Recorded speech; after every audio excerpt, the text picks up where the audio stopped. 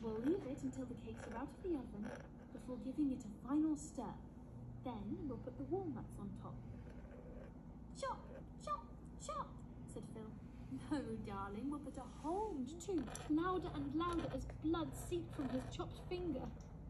Oh, Philly, I'm so sorry. Look what I've made you do. Look at the blood, I gasped. You didn't mean to make him do it, Katie, said Clover, loyal to the last. Cece burst into tears.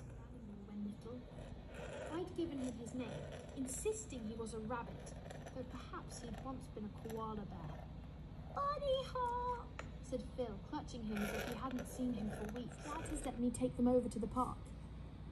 There's only one little side road to cross, and I'm very careful. Philly murmured, enchanted with the idea. And cake for Buddy Hop too? Yes, cake for both of you, as long as you're a good boy for Mrs. Hall, I said. She smiled at me. Steal the cakes! Shall we fight them? Asked Johnny. No, hide under the covers, said Clover. I want Mum to come back, said Cece. Shh, now. I don't think it is burglars. Tyler would stop barking if it was, I said. We all looked at Tyler. He wagged his tail, happy to have our undivided attention. For once, I wished him. There was an ominous, ripping sound. Oh no! Izzy's vintage peachy counterpane. I didn't dare get up and switch the light on and see what we'd done. Perhaps it was just a little rip.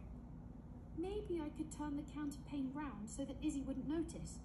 I decided to play bears and distract everyone for 10 minutes or so, and then I'd put them all back in their own beds. Father would say.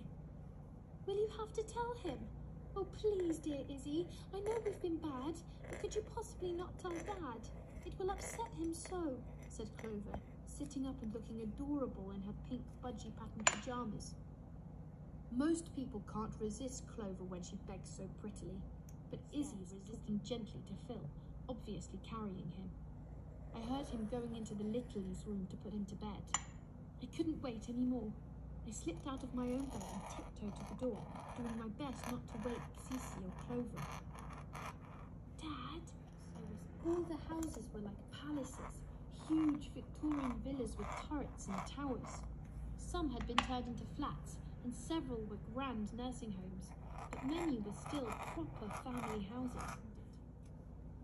Don't worry, darling. The girls are fine as long as they stick together, and the park's only just down the road, Dad said mildly. I can't stand the way he calls Izzy darling. I can't ever remember him calling Mum that. Izzy droned on and on about girls at the park. Girls who were just there because of the boys. Girls who started smoking and drinking cider by the time they were 12. Well, Imogen would look a bit weird smoking and drinking. I was pretty sure Imogen would arrive looking immaculate.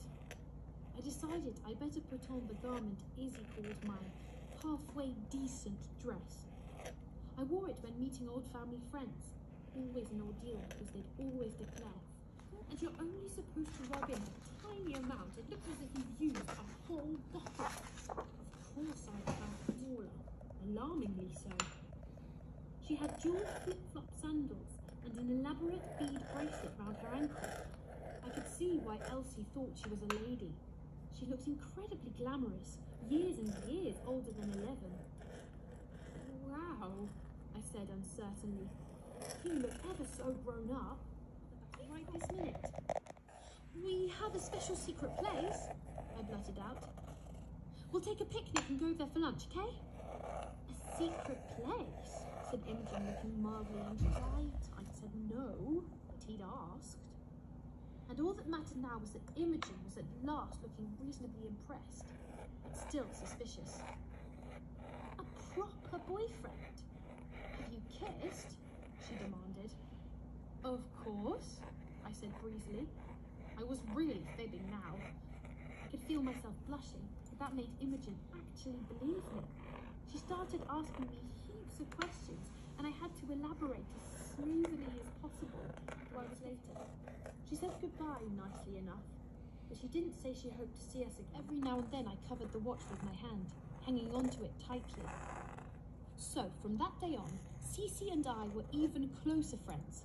We walked to and from school together, and we strolled round at playtime with linked arms, and sometimes I went round to tea at Cece's, but mostly she came to us.